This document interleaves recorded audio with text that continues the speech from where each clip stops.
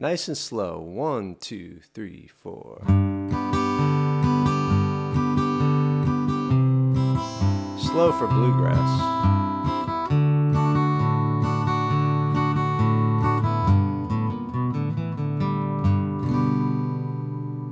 Hey everybody, Gary here with Guitar Tricks, and in this video I want to show you how to play a basic bluegrass rhythm guitar style. So this is a strum pattern that you could apply to any chord progression to give it that bluegrass feel. So we're going to do it in the most common bluegrass key, G, and we're going to use the three most common chords, G, C, and D. So the whole idea here, we're doing this kind of boom chicka, boom chicka, boom chicka. So what is the boom? The boom is the root note. So if the chord is G, the boom is the note G, 3rd fret on the low E string, right? And then the chicka is just strumming the higher notes of the chord, boom chicka, right? So I'm going to slowly guide you to play what you saw me do in the intro, but before we get into it, please go ahead and click subscribe so that you get all of the latest and greatest content from Guitar Tricks, and if you want to be notified of any new lesson, be sure to tap the bell. Also, let us know what you'd like to see in upcoming lessons in the comments section. That's where we're always looking for ideas. All right, let's get into it. So let's start with the chord G. Now, I like to play G with my ring finger on the 3rd fret of the low E string, my middle finger on the 2nd fret of the A string, or string 5, counting toes to nose, and then my pinky on the 3rd fret of the high E string, string 1, counting toes to nose. Okay, now we're going to stick here for a while.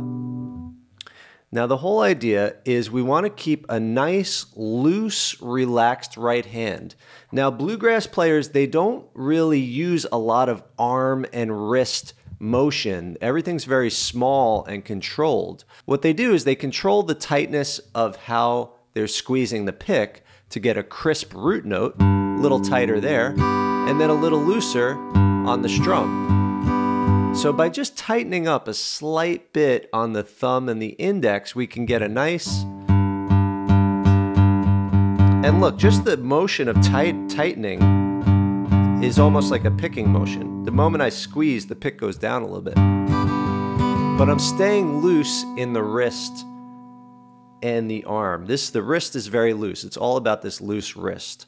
So the idea here is we're going to play the 3rd fret of the low E string as a single note. And then we're going to strum, say, the top 3 strings, down, up.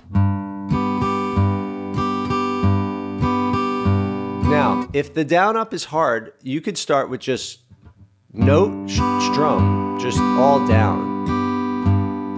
Note, strum, right? Let's do that real slow, just note, strum to start. 1, 2, 3, 4, note, strum, note, strum, note, strum, note, strum. Very relaxed on the strum. You're literally just dropping your hand through the strings. Now you might have heard while I was talking I hit an extra string on the note. That's okay. It's all part of the chord. As long as I'm holding the chord, nothing's wrong. So if you're having trouble just hitting the single note and you hit 2, that's all right. Think of it as low-high. It's still a boom chick, right? So there I'm doing the E and the A string. That's not what I want necessarily, but it's okay. Okay, now see if you could add a down up. On the way back up, you might as well use it. You're going up anyway, right? So down, down, up, down.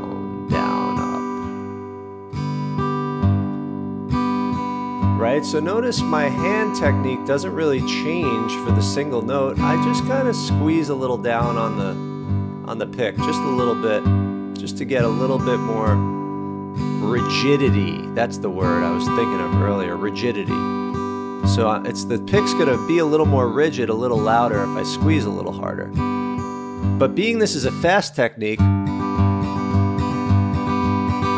everything's got to stay loose. There's no room for tension. Tension is going to slow you down. So just think really relaxed wrist. Good. Okay, now What we're also going to do is add a note called the fifth. So root, fifth, root, fifth. Those are two notes of the chord, the two most neutral notes, the root and the fifth. So in this case, the fifth of G, G, A, B, C, D, is the open D string.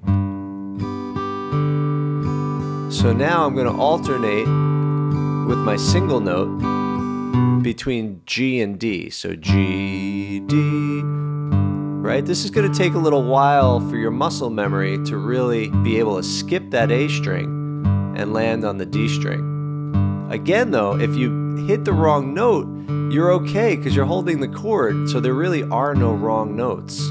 Even if you hit G to D 50% of the time, that's really good. Okay, so now, in between the G and the D, we're going to add the chicka. Boom, chicka, boom, chicka, boom.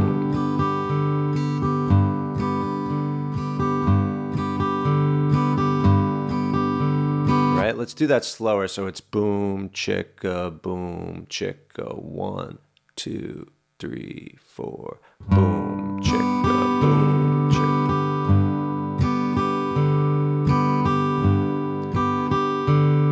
Now, some people say you got to practice really slow for a long time before you practice fast. And although there's a lot of wisdom there, there's one warning I have for you, is that you might develop a technique that won't work fast, no matter what. So once in a while, just go and see how it feels. And test yourself to see if the technique is all right, because what I'm realizing is like, okay, I got to keep it real loose. So if it has to be loose fast, it has to be loose slow, or else we're going to build a bad slow habit that doesn't work fast. So just sleepy wrist, very sleepy cartilage in the wrist. Bones are all just shaking around, nothing tight. I'm really just using my thumb and my index finger to control how loose or how tight.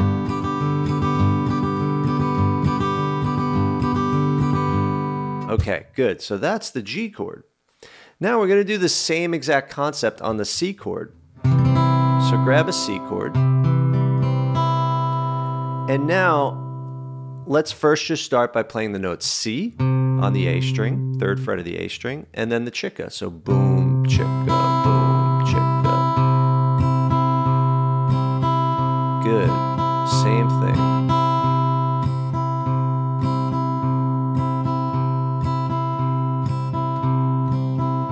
Okay, now the 5th of C is G, C, D, E, F, G, and it's right below, so I'm going to alternate with my ring finger between the 3rd fret of the A string and the 3rd fret of the G string, and between the 3rd fret of the A string and the 3rd fret of the E string.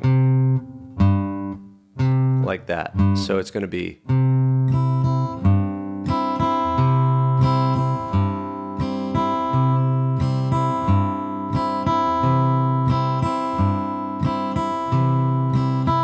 Let's do that together. 1 and 2 and 3 and 4 and 1, 2, 3, 4,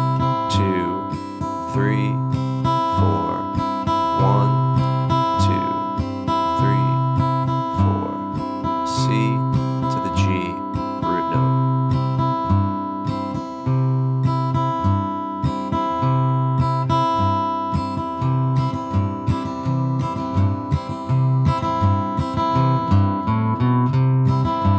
So we're not going to go over any of that, but you know, in bluegrass we add these little melodies and these little lead ups to the different chords, but the core of it is getting this, you know, the feel for some rhythms.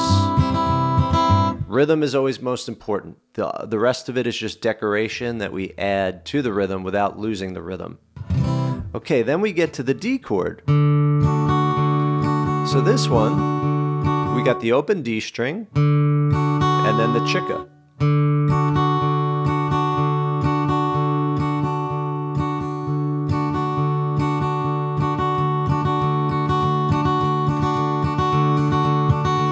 And then the 5th of D, D, E, F, G, A is A, so the open A string. So we alternate between open D and open A right below it. 4th open string, counting toes to nose to 5th.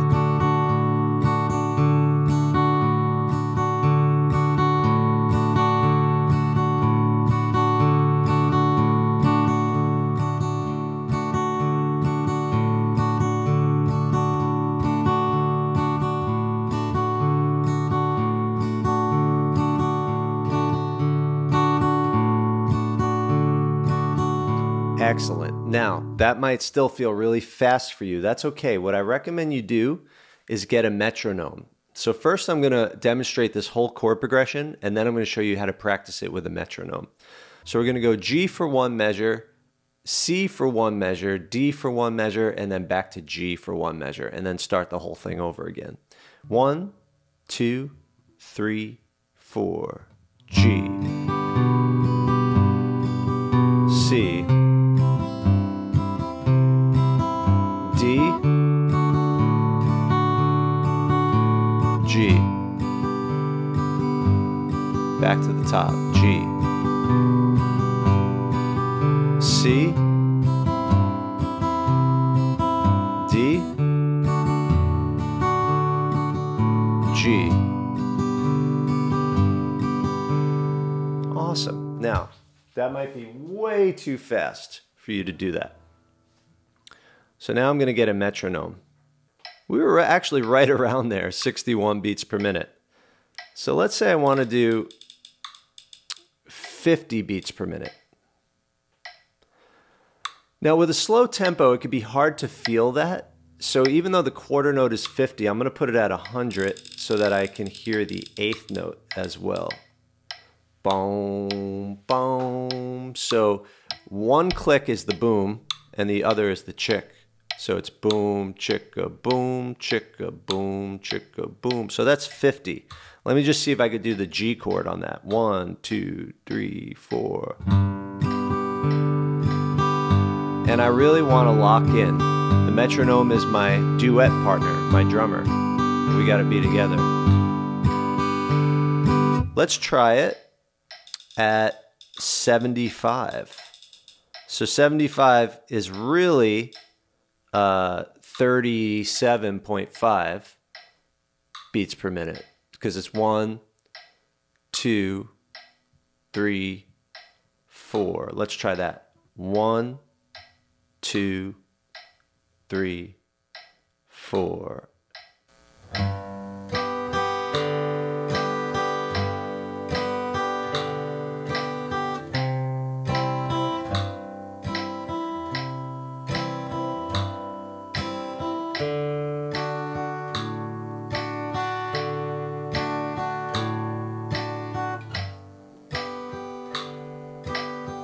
See? Now, the truth is, playing at slow tempos builds your sense of timing more than fast tempos because there's more space that you have to internalize. So you have to get a better feel for the passage of time. At slow tempos, it's much easier to feel the passage of time when there's less space in between. But this, you got to really feel that. So working at slow tempos really builds your timing. All right, everybody, so that's really it. And you saw me add a couple little things in the intro, but we'll save that for another lesson. I'm going to do a follow-up lesson on some of those little things we could add to this chord progression, little tiny runs. All right, everybody, if you want to learn more about playing guitar, head over to guitartricks.com. There's a library of high-quality song lessons, step-by-step courses on country, rock, blues, guitar fundamentals, songwriting, singing, so much more. Happy playing, and I'll see you in the next lesson.